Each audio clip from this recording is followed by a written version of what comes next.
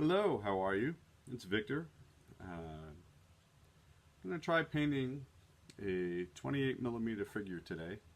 This is something rather new for me. I usually don't paint anything this large. So today I'm going to try painting a 28mm Perry miniature from the AWI collection. This is from the American Revolution box.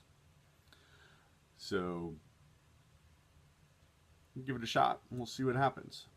I'm not going to talk through this too much. I'm just going to kind of paint, show you what I'm doing, and hopefully it'll turn out pretty well. You'll notice I've already painted the flesh, the hair, and his cap. And also you might notice on there that there's a slight brown tinge to the gray primer that I put on here. And that is from an oil wash that I did of burnt umber. I had watched a video on YouTube. A gentleman suggested doing a wash of burnt umber over your primer, and that would help pick out some details, and plus when you paint it, it'll help shade a little bit while you're doing it without darkening the model too much. So we'll give it a shot and we'll see what happens. Here we go. Start off with, I'm going to paint the pants desert yellow, just to give it a, oops, wherever it is, there it is, a little desert yellow, give it a little buff or buckskin color. Also to let you know, I am using a Winsor Newton Series 7 number 2 brush for this.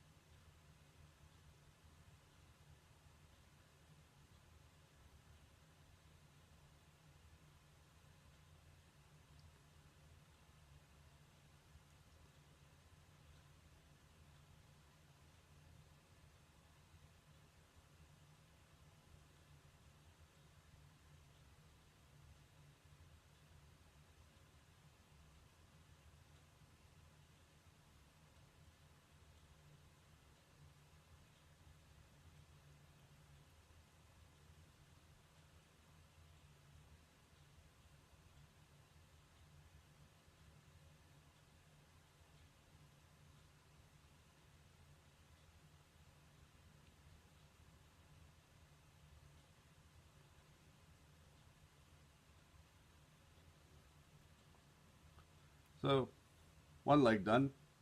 What I'll do is I will do the rest of the pants off camera. I'll come back and do the next one, and we'll go from there. So I'll be back in a few. Okay, we're back. So I finished up the pants using the Vallejo Desert Yellow. Gave a nice little base coat. Now I'm going to paint his waistcoat, or I guess vest, I guess either way. I'm going to paint that white using Vallejo white. Real simple. I'm going to go ahead and paint that, and I'll show you the results in a couple of minutes.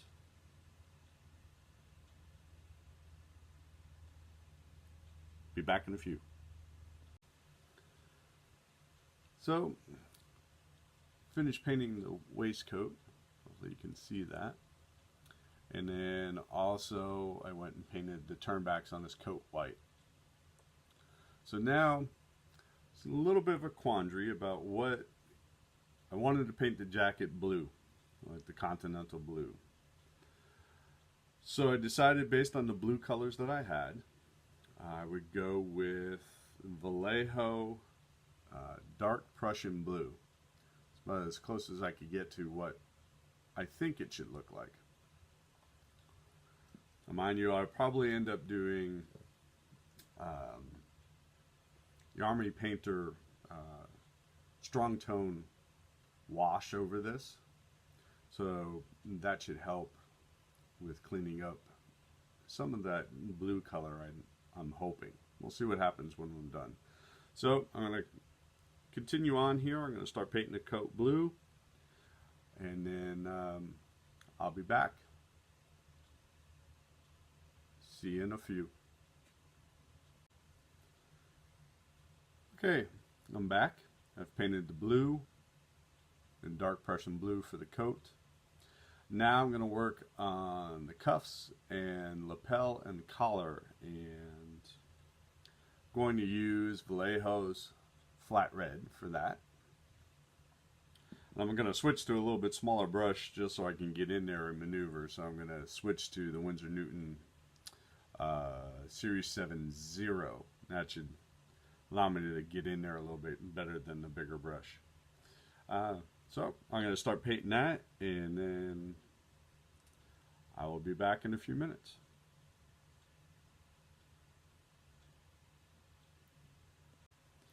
Alright, we're back. I've painted the lapels, the collar, and the cuffs flat red. So now I'm going to paint the stripe, or not the stripes, the straps for the haversack and the cartridge box. And what I'm going to do is use a blend of Vallejo light gray, off-white, and a little touch of pale sand.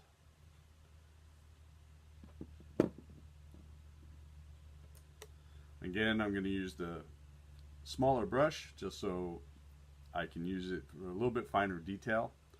And then I'm going to get started. That's kind of like this, just so you can see what the color looks like going on.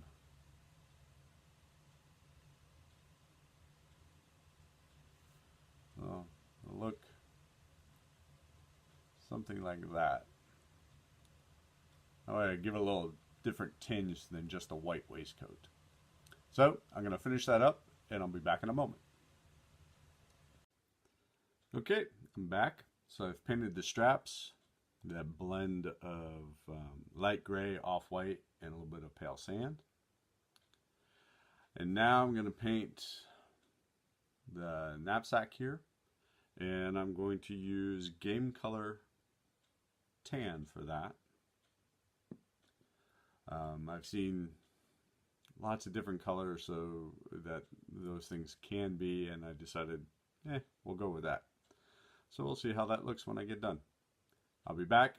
Actually, probably what I'll end up doing, just to save a little time, is I'm going to paint that tan. The water bottle, which I'm assuming is this for the Perry miniatures. I've seen a couple of different shapes. I'm going to paint that and the gun stock mahogany brown. And I'm going to paint the cartridge box black. So when I get back, those things will be done. So I'll show them to you in a little bit. Talk to you soon. Okay, we're back. So I've painted the canteen, the knapsack, and the ammo pouch, and also the gun stock. So now I'm going to paint the barrel on the gun, the trigger guard, and the striker, and also the little band on here for the water bottle. And what I'm going to use is Foundry spear point.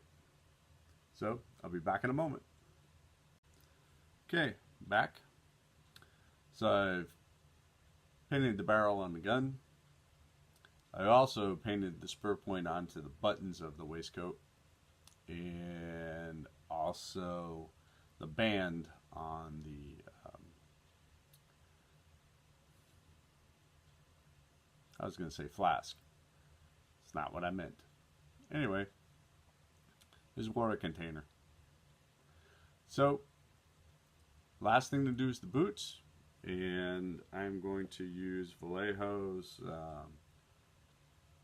chocolate brown for that.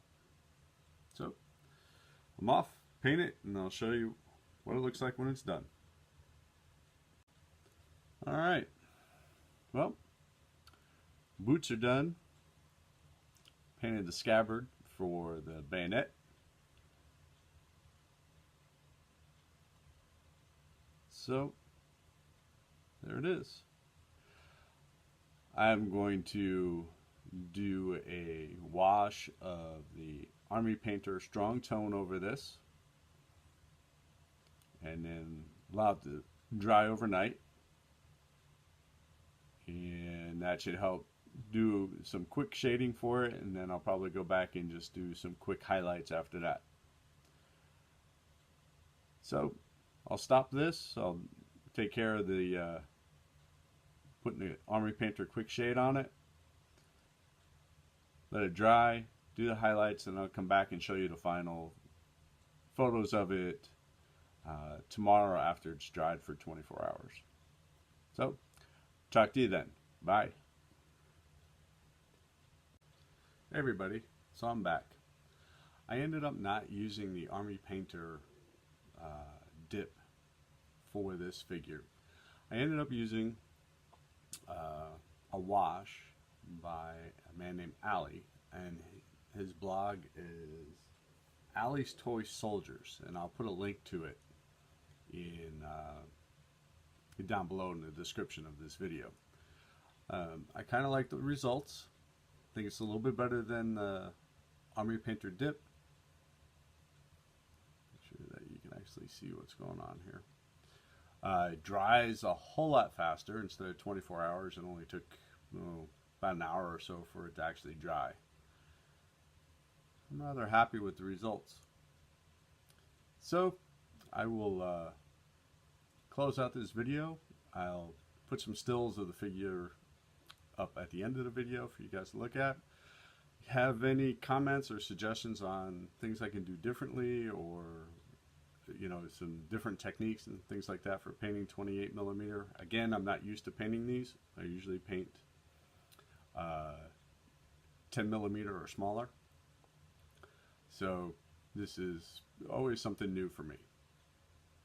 So I hope you like it. I hope this was worth your time in watching the video.